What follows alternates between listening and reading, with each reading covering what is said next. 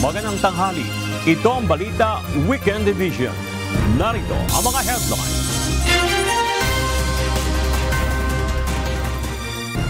Pangulong Ferdinand Marcos Jr. nakikinig sa gusto ng taong bayan pagdating sa cabinet revamp ayon sa Malacanang. Pagpapalakas ng ekonomiya, direktiba ni PBBM sa economic managers. Abogado ni dating Pangulong Rodrigo Duterte na si Attorney Nicholas Kaufman patuloy ang paghahanda sa kaso sa International Criminal Court. Tunay na taga-usig na sa palasyo umano.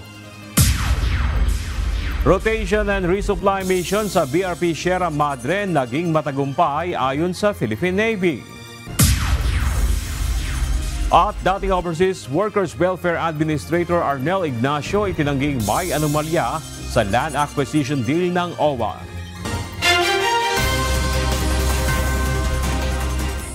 Ilan pa ang opisyal ng pamahalaan ang nagsumite ng kanilang courtesy resignation. Ito'y matapos i-anunsyo ni Pangulong Ferdinand Marcos Jr. ang planong overhaul sa kanyang gabinete. Ito ang balita. Tumugon na rin si Bureau of Customs Commissioner Bienvenido Rubio sa panawagang courtesy resignation ni Pangulong Ferdinand Marcos Jr. Sa kanyang inilabas na pahayag kahapon May 23, sinabi nito na nais niyang bigyan ng laya ang Pangulo na pag-aralan ng performance ng bawat namumuno sa mga ahensya ng gobyerno. Handa na ring i-turn over ni National Bureau of Investigation Director James Santiago ang kanyang trabaho sa sinumang ipapalit sa kanya ni PBBM. Nagpasalamat din ito sa pagkakataong ibinigay sa kanya ng Pangulo na maging bahagi ng administrasyon.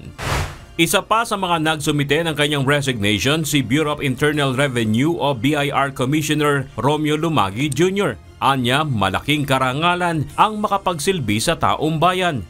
Mananatili rin siyang nakasuporta sa mga polisiya at reforma ng Pangulo tungo sa ikaunlad ng bansa. Bernard Dadis, UNTV News and Rescue. Diyos ang aming sandigan, serbisyo publiko ang aming pinahalagahan. Pinabulaanan ni Civil Service Commission Chairperson Marlene Baurayap ang pahayag ng Duterte Youth Party List na nagsumiti umano siya ng courtesy resignation. Gitniyap, hindi siya bahagi ng gabinete ni Pangulong Ferdinand Marcos Jr. kaya hindi siya saklaw ng kautusang magbitiw sa pwesto. Ang CSC ay isa umanong independent constitutional body. Tiniyak ni Executive Secretary Lucas Bersamin na nakikinig si Pangulong Ferdinand Bongbong Marcos Jr. sa gusto ng taong bayan pagdating sa isinasagawang cabinet revamp. Dagdag pa nito, ipinag-utos ng Pangulo sa 5 cabinet secretaries na nanatili sa pwesto na paigtingin pa ang pagpapalakas ng ekonomiya ng bansa. Ito ang balita ni Evan Alvarez. Nagsimula na ang balasahan sa gabinete ng Marcos administration. Kahapon, nagbigay na ng unang mga pangalang mananatili at maaalis sa kanilang mga tungkulin. Tiniyak naman ni Executive Secretary Lucas Bersamin na nakikinig si Pangulong Ferdinand Marcos Jr. sa panawagan ng taong bayan. You can be sure that the President really wants to be responsive to the popular clamor for performance, for change. Dagdag pa nito, nais ni President Marcos na magkaroon ng gabineteng gagalaw at magtatrabaho para sa interes ng bawat Pilipino. Recently lang, sinabi niya na we seem not to be delivering to the common tao because they are the greater number of our people. So what must we do? We must have action men. So you can be sure that that is the direction that I'm not calling this a purge, it's a cleansing. Samantala, para sa economic team ng Marcos administration na unang pinangalan ng mananatili sa kanilang pwesto, bagong direktiba mula sa Pangulo ang ibinigay sa mga ito. Ayon kay E.S. Bersamin, nais ng Pangulo ng mabilis na resulta mula sa kanila. Marching orders ni Presidente Jan is to enhance yung ating economic situation to the eyes of the outside world at saka dito sa Pilipinas, yung actual na economic health natin. Kumpiyansa rin anya ang punong ehekutibo na magagawa ng kanyang kasalukuyang economic team ang mga nais niyang mangyari. So, the President decided to retain these 5 members of the economic team so that there will be no more problems sa perception about where the country is going. Binigyan din naman ni E.S. Bersamin na ang courtesy resignation ang pinakamarangal na paraan para sa gabinete upang tuparin kung sino ang nais ng Pangulo na manatili o alisin sa pwesto. Ivan Alvarez, UNTV News and Rescue. Diyos ang aming sandigan, serbisyo publiko ang aming pinahahalagahan. Patuloy sa paghahanda sa kasong kinaharap sa International Criminal Court ang abogado ni dating Pangulong Rodrigo Duterte. Tiniyak din ng legal counsel ni dating Pangulong Rodrigo Duterte na nasa mabuting kalagayan ang dating Pangulo. Ito ang balita ni Jed Neresina. Nasa Pilipinas ang tunay na taga-usig ni dating Pangulong Rodrigo Duterte. Ito ang matapang na pahayag ni Attorney Nicholas Kaufman, legal counsel ng former president na kasalukuyang nasa detention facility ng International Criminal Court. I think that the real prosecutor in this case is actually in Manila, sitting in his palace. He's the person who threw President Duterte over here to The Hague. He's the person who used the office of the prosecutor as a tool in his political campaign, and it won't work. Ayon sa British-Israeli lawyer, sa ngayon mahirap nang maibalik agad sa Pilipinas ang dating Pangulo. Aniya may mga kondisyon bago mapalaya ang isang individual mula sa ICC. In order for someone to be released here, there has to be a willing state party capable of receiving him onto its territory. And that's what we're looking at. It's a long process. It's something which requires a certain degree of diplomacy. Samantalang maituturing aniyang protest vote ang resulta ng katatapos na halalan. People miss the point. Former president won a landslide victory. Yes. As far as I'm concerned, that's a finger in the eye to the people who threw him over here. Correct. That's the real point of the elections. It was a protest vote. Hindi na nagbigay ng pahayag pa si Attorney Kaufman tungkol sa panunumpa ng dating Pangulo bilang alkalde ng Davao dahil isa itong legal na usapin na hinahawakan ng mga Pilipinong abogado. Jed Neresina, UNTV News and Rescue. Diyos ang aming sandigan, serbisyo publiko ang aming pinahahalagahan. Patuloy na umiinit ang usapin ng Senate presidency pagpasok ng 20th Congress. Kanya-kanya na rin pakipag-usap sa mga kapwa-senador ng mga posibleng maupo sa nasabing posisyon. Ito ang balita ni Asher Cadapan Jr. Parehong nakikipag-ugnayan umano sina Senate President Francis Escudero at Senator-elect Vicente Soto III kay Senator-elect Erwin Tulfo. Ayon kay Tulfo, inimbitahan siya ng dalawa para makipag-usap.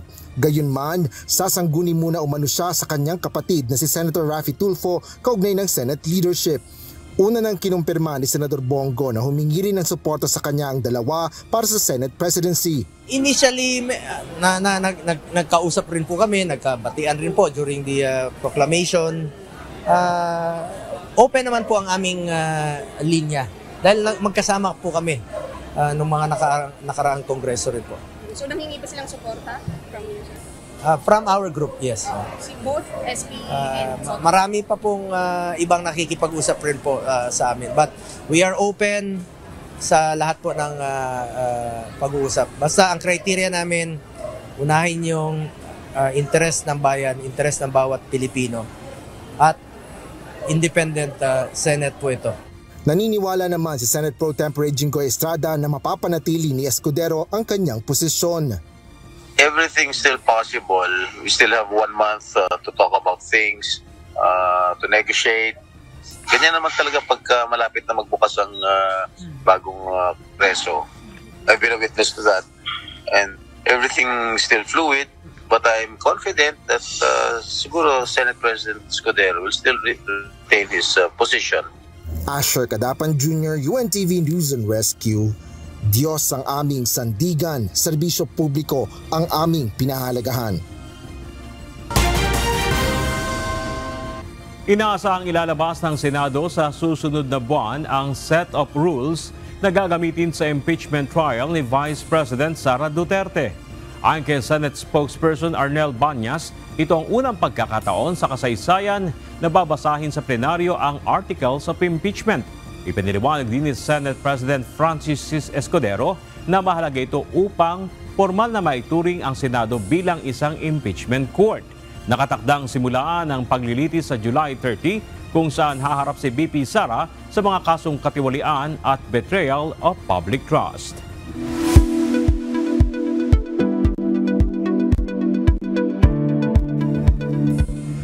Labis na pagod, kawalan ng lakas at hirap sa pagtulog. Ilan lamang ito sa madalas nating maranasan ngayon. Ano nga ba ito at paano ito malulunasan? Ito ang balita ni Kichi Cipriano. Actually, yung adrenal fatigue mismo is not an accepted diagnosis. No? So wala talagang sakit na adrenal fatigue. Madalas nating naiuugnay sa salitang adrenal fatigue ang nararanasang panghihina, pagsakit ng katawan at pagkapagod na hindi may paliwanag. At sa panahong uso ang pagsa-self-diagnose dahil sa mga nakikita at nababasa sa social media at internet, marami ang napapaniwala na ang mga sintomas na ito ay dahil sa hindi maayos na pagganap ng adrenal glands o ang tinatawag nilang adrenal fatigue. Ngunit ayon kay Dr. Monica Kating Cabral, isang endocrinologist mula sa Makati Medical Center, walang opisyal na kondisyon sa larangan ng medisina na tinatawag na adrenal fatigue. Aniya, ito ay isang non-medical term na madalas gamitin sa social media o kaya ng mga alternative health sites. Sinasabi nilang adrenal fatigue, yung parang mga madaming simptomas yan eh. Pagod, nahihirapan matulog, parang masakit ang katawan. Pero usually, meron talagang totoong diagnosis yung mga ito. So hindi naman ibig sabihin na yung adrenal fatigue hindi totoong diagnosis, pero hindi naman ibig sabihin hindi totoo yung nararamdaman ng pasyente. Ayon kay Dr. Cabral, ang nararanasang pagod, insomnia, pananakit ng katawan at iba pang sintomas ay hindi dapat basta-bastang ipagpalagay bilang adrenal fatigue. Maaring ito ay sintomas ng ibang kondisyon gaya ng chronic fatigue syndrome, thyroid disorders at anemia o kaya ay mismong adrenal insufficiency, isang kondisyong may batayang medikal na nararapat ipasuri. So madaming hormones ang ginagawa ng adrenal gland, no? Meron yung tinatawag na cortisol, may mga sex hormones, aldosterone, renin. So marami talaga siyang ginagawa para magkaroon tayo ng energy sa katawan, para magkaroon ng lakas. Yung cortisol, yung tinatawag na fight or flight hormone, yung stress hormone. Pag may stress po tayo, tumataas yung cortisol levels natin. Ngayon, ang cortisol, kapag kulang siya sa katawan, doon nagkakaroon ng tinatawag na adrenal insufficiency. Hindi talaga adrenal fatigue. Kasi yung adrenal fatigue, madami pong may nararamdaman na simptomas na parang adrenal insufficiency, yung parang nanghihina lang sila. Ano nga ba ang mga bagay na nakapaloob sa adrenal insufficiency? Alamin ang iba pang impormasyon ukol dito sa Doctors on TV ngayong linggo na, 9 a.m. to 10 a.m. only here at UNTV. Kichi Cipriano, UNTV News and Rescue. Diyos ang aming sandigan, serbisyo publiko ang aming pinahalagahan. Mariing itinanggi ni dating Overseas Workers Welfare Administrator OWA Arnel Ignacio ang manoy anomalya sa proyekto ng pagbili ng lupa malapit sa NAIA Terminal 1. Ayon sa dating OWA Administrator, tumanggi muna siyang magsalita ng una dahil nais niya anyang maingat na pag-aralan ang sitwasyon kung paano tutugon. Ito ang balita ni Mia Alonso. Ikinagulat ni dating Overseas Workers Welfare Administration o OWA Administrator Arnel Ignacio ang paglobo ng issue kaugnay ng umano'y di otorisadong 1.4 billion peso land acquisition deal. Ayon kay Ignacio, dumaan sa tamang proseso ang paggamit ng pondo at wala siyang kinita mula dito. So sinunod namin ang lahat ng mga requirements at ito ay nakapasa, nabigyan kami ng special allotment release order. At nagtuloy-tuloy ang proseso hanggang sa na-acquire yung lupa. Ito po ay dinala namin sa board. Dinala namin sa board bilang report ng OWA at binusisi ng ilang technical working group. Giit ni Ignacio na sinuri ito at inaprubahan ng OWA board at dumaan sa maayos na proseso. 2018 pa ho ito nagsimula, ako pa lang IDA at ang aming secretary ngayon ay siya ang administrator. So naisulong na ho ito, naipropose. And then napag-usapan din ito sa Senado. Nung ako ay nag-apila kung paano ako magkakaroon ng flexibility sa funds. So, we've worked with the DBM, the Department of Budget and Management, na nagbigay sa amin ng guidance kung paano magkakaroon ng modification ng funds namin. Mayroon din aniyang permiso mula sa Civil Aviation Authority of the Philippines at nakapangalan din aniya ito sa Republika ng Pilipinas at hindi sa kanya kaya't hindi maituturing na pansarili itong transaksyon. Bakit namin itatago ito?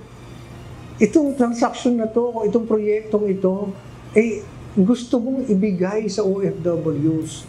Bakit po itatago ito? We're very, very transparent each step of what we have been doing. Again, may emphasize, it started in the Senate.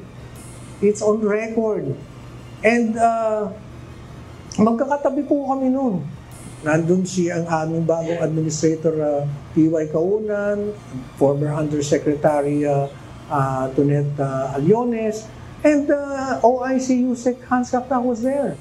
Hinanakit pa ni Ignacio na hindi umano siya binigyan ng pagkakataong magpaliwanag muna bago siya tanggalin sa kanyang pwesto bilang administrador. Ang nakakalungkot at nakakabigat ng dibdib, imbis na ito, papunta na tayo dun sa makita natin na mabuo ito, narito tayo, itong pinag-uusapan natin. Yung unang napakabigat. Pagkatapos napakaraming aligasyon sa akin. Saan ang galing? Sa isang papel na walang nakapirma, na ang dami-daming sinabi na kinita ko. Pagbibigay diin pa nito na Land Bank ang nag-assess ng value ng lupa at wala aniya siyang kinita na kahit ano mula sa proyekto. Sa kabila ng mga paratang, naniniwala siyang ang kanyang mga aksyon ay para sa ikabubuti ng proyekto at ng mga OFW, kaya't nanindigan siya sa integridad ng kanyang ginawang proseso. Mia Alonso, UNTV News and Rescue. Diyos ang aming sandigan, serbisyo publiko ang aming pinahahalagahan. Iginiit ng kampo ni Cebu Governor Gwen Garcia na walang legal na basehan ang ombudsman para kasuhan siya ng indirect contempt dahil hindi niya sinuway ang suspension order. Ayon sa abogado niya si Attorney Alex Abisado, may inilabas na temporary restraining order TRO ang Court of Appeals noong May 15 na pumigil sa implementasyon ng suspensyon. Kinatigan din ng korte ang posisyon ni Garcia na ang kautusan ng ombudsman ay iligal at may pag-abuso sa kapangyarihan. Git pa ni Garcia, nilabag ng ombudsman ang COMELEC Resolution 11059 na nagbabawal sa pagsuspindi ng halal na opisyal sa panahon ng halalan nang walang pahintulot mula sa COMELEC. Nilinaw din ng gobernadora na ang inisyu niyang permit ay hindi para sa quarry kundi para sa desilting sa Tuyong Mananga River. Hindi aalisin ng Land Transportation Office ang suspensyon sa lisensya ng motovlogger na si Yana hanggat hindi nito isinosurrender ang motorsiklong ginamit sa nag-viral niyang road rage. Ito ang malinaw na nakasaad sa resolusyon na nilagdaan ni LTO Chief Vigor Mendoza. Ayon kay LTO Intelligence and Investigation Division Chief Reynante Militante, ipinaliwanag niya mismo kay Yana na kailangang madala sa kanila ang nasabing motorsiklo dahil sa hinalang ito ay hindi rehistrado.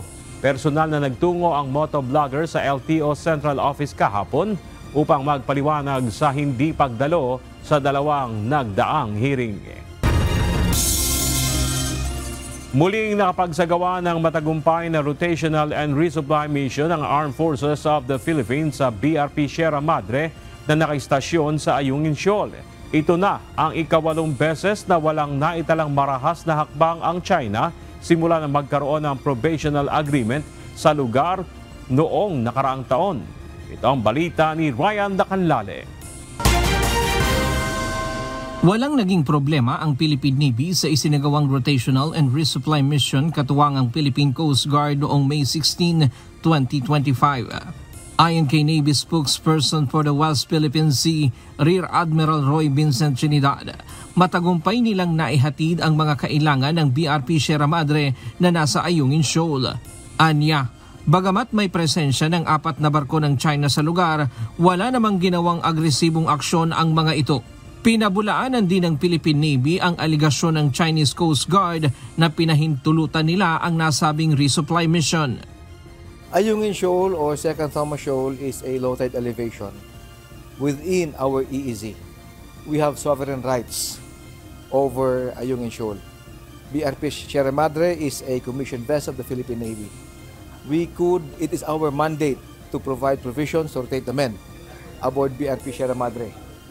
We need not seek permission from any foreign power, much more from one that has encroached into our EEZ. These missions will continue. Ito na ang ikawalong magkakasunod na RORE mission ng Armed Forces of the Philippines sa BRP Sierra Madre nang walang naitatalang untoward incident.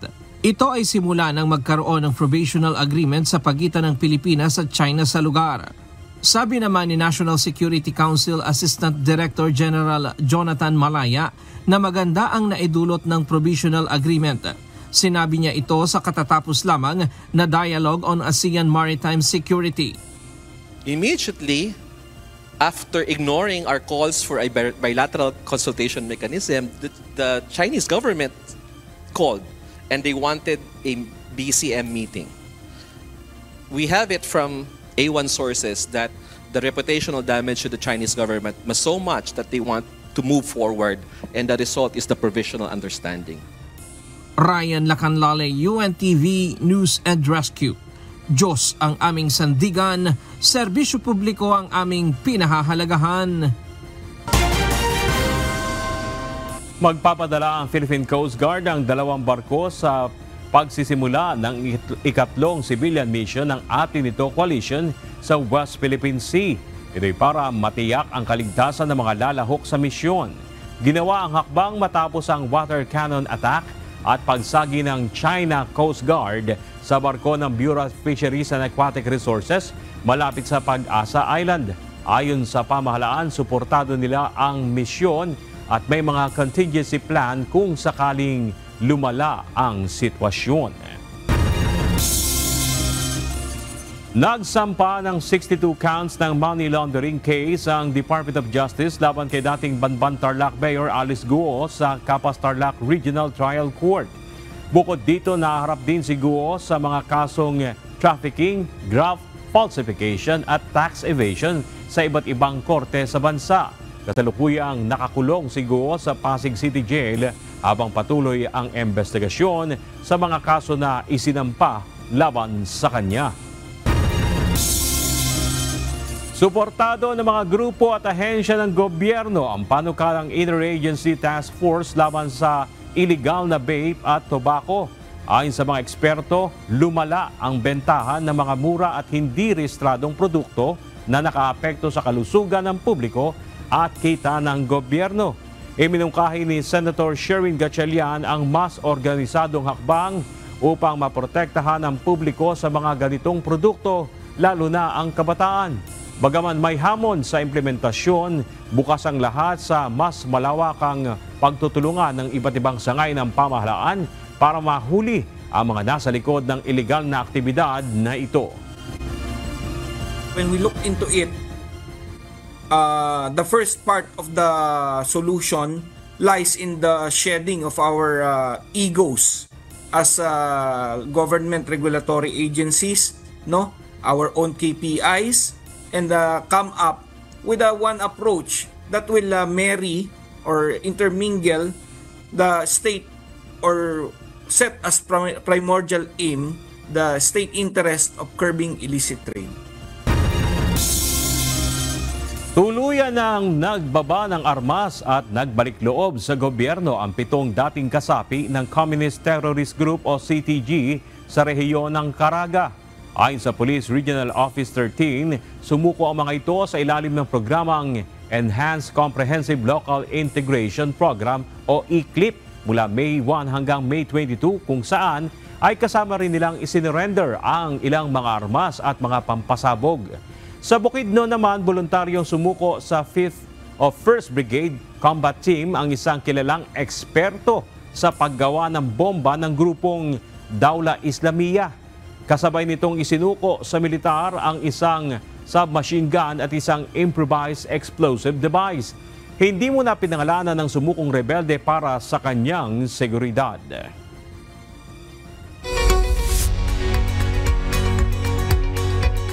Daang-daang migrante ang inaresto ng U.S. Immigration and Customs Enforcement o ICE matapos ang kanilang immigration court hearing sa New York, Phoenix, Los Angeles at Seattle ngayong linggo. Karamihan sa mga inaresto ay mga migrante na wala pang 2 taon sa Estados Unidos.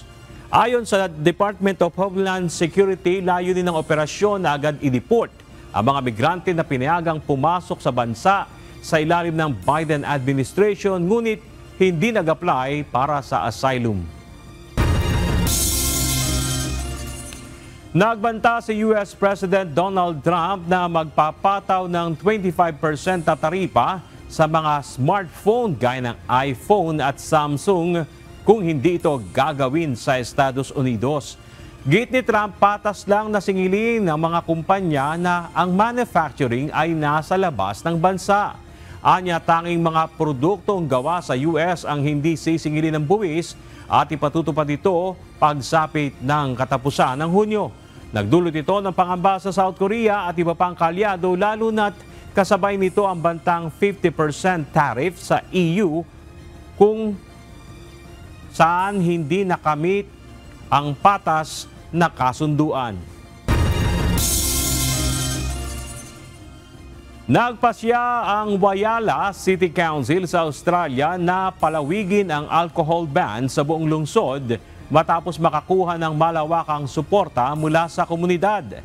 Layunin ng citywide dry zone na mapabagal ang pagtaas ng insidente ng antisocial at alcohol-related problems. Ayon kay Mayor Phil Stone, ito'y unang hakbang tungo sa mas malawak na solusyon sa sanga-sangang problema mula sa labis na pagkalasing. Mag-a-apply na ngayon ang council sa Liquor and Gambling Commissioner para maipatupad ang patakaran sa susunod na mga buwan. Council is going to endorse following up on introducing a citywide dry zone as a result of the incredible response to the survey that we have been running, the consultation program. They want the dry zone.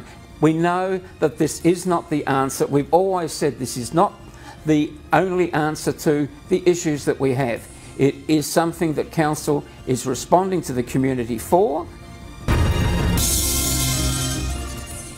Nagpaalala ang Philippine Animal Welfare Society o PAWS sa mga pet owner na hindi dapat lubusang ipaubaya sa mga training facility ang kanilang mga alagang hayop. Itong payo ng Animal Welfare Group matapos na mapabalita kamakailan ang pagkasawi ng 2 standard poodle dog sa isang training facility sa Marikina City. Itong balita ni Mia Alonso. And then usually ang magandang science ng dog training facility, it's not yung dog yung tuturuan nila, it's the owner. Train the owner. Ito ang paalala ng Philippine Animal Welfare Society o PAWS para masabing mahusay ang isang training dog facility kung ang pet owner mismo ay natuto sa tamang paraan ng pag-handle ng pagtitraining sa kanilang alagang hayop. Ayon sa team head ng Canine Behavior Enrichment ng PAWS na si John Tangkeco, hindi dapat i-require ng isang training facility na iwanan ng alaga upang matuto. Actually, yan na nga yun eh. It hinders yung training kasi how would you teach yung dog mo in the future or correct yung mga problema ng aso mo if hindi mo nakikita yung process kung paano ginagawa yun. Ito'y kaugnay ng isang insidente kung saan 2 standard poodle dog ang nasawi matapos sumailalim sa training sa isang pasilidad sa Marikina. Ayon sa POS, imposible na mamatay ang isang alagang hayop habang nasa ilalim ng pagsasanay dahil obligasyon ng dog trainer na obserbahan ng isang pet na nasa kanilang pangangalaga. Number 1, kailangan mo i-check kung nadidehydrate sila, napapagod, nagugutom, or nabobore sila doon sa training na nangyayari. Ayon kay Tangkeko, kasalukuyan ng nasa mga meeting ang Executive Director ng POS upang asikasuhin na rin maging ang iba pang mga lumutang na mga fur owner na may reklamo sa naturang facility. I think we're in connections with the fur parent na owner nung 2 standard poodles. So I think we're looking into take this matter legally. Yes, we'll go file kami ng case. Muling paalala ng POS na bago ipasok sa isang training facility ang alaga ay magkaroon muna ng research kung ang pasilidad ba ay isang rehistrado o proper accredited ng Bureau of Animal Industry o BAI at may kumpletong business permits. Samantala, ayon naman sa POS trainer na si Tangkeko, para naman maiiwas sa heat stroke ang mga alagang hayop, dapat na maiiwas sa direktang sikat ng araw at magkaroon ng proper hydration ang mga ito. And then usually, ang dog training naman, hindi mo naman kailangan ng facility or other people to teach you. We just need to look online, read a book on how to train their dog. And it's gonna be a much better learning experience for your pets and then for yourself. Bilang trainer ng mga stray dogs mula pa noong 2009, nagsimula lamang ito bilang isang hobby na kalaunay naging aplikasyonan niya sa mga nasasagip nilang mga hayop sa kalsada.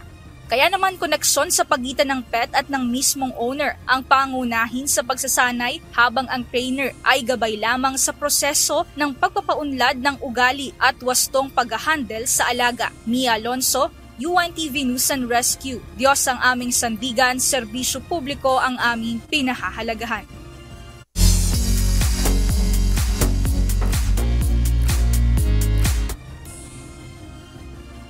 Daang-daang wishers ang dumagsa sa SM Baguio para saksihan ang much-awaited comeback performance ng OPM band na Cup of Joe sa nag-iisang radio station on wheels na Wish Bus. Hinarana ng grupo ang kanilang fans sa pag-awit ng kanilang mga sikat na kanta tulad ng Bagyo at Misteryoso. Todo hiyawan naman ang crowd nang i-perform ng banda ang kanilang latest hit na Multo. Noong nakaraang buwan lang nang makakuha ng historic achievement ang grupo nang maabot ng kanilang single na Multo ang number 28 spot sa Spotify Global Chart na siyang pinakamataas na narating ng isang Filipino track. Bukod sa Cup of Joe, sumampa at nag-perform din sa Wish Bus sa Baguio City ang up-and-coming Baguio-based singer-songwriter na si Plume PH at ang KDR Music House artist na Letters from June. Narito naman ang salita ng Diyos na ating sandigan. Mula sa aklat ng unang Korinto Kapitulo 13, versikulo 13 na nagsasabi, datapwat ngayon nananatili ang tatlong ito, ang pananampalataya, ang pag-asa at ang pag-ibig. Ngunit ang pinakadakila sa mga ito ay ang pag-ibig.